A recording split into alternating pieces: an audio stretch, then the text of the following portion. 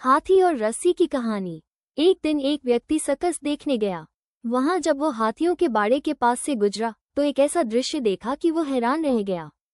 उसने देखा कि कुछ विशालकाय हाथियों को मात्र उनके सामने के पैर में रस्सी बांधकर रखा गया है।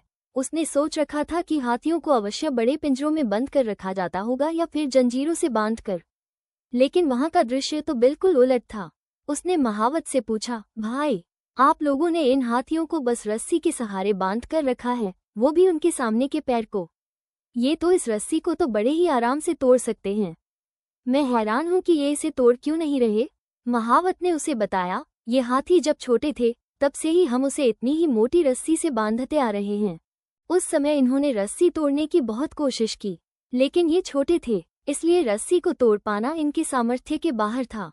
वे रस्सी तोड़ नहीं पाए और ये मान लिया कि रस्सी इतनी मजबूत है कि वे उसे नहीं तोड़ सकते। आज भी इनकी वही सोच बरकरार है। इन्हें आज भी लगता है कि ये रस्सी नहीं तोड़ पाएंगे, इसलिए ये प्रयास भी नहीं करते।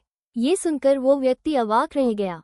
सीख। दोस्तों, उन हाथियों की तरह हम भी अपने जीवन में नकारात्मक सोच रूपी रस्सी से बंध जाते हैं। जीवन में किसी काम में प्राप्त हुई असफलता को हम मस्तिष्क में बिठा लेते हैं और यकीन करने लगते हैं कि एक बार किसी काम में असफल होने के बाद उसमें कभी सफलता प्राप्त नहीं होगी। इस नकारात्मक सोच के कारण हम कभी प्रयास ही नहीं करते। आवश्यकता है इस नकारात्मक सोच से बाहर निकलने की, उन कमियों को पहचानकर दूर करने की जो हमारी असफलता का कारण बनी।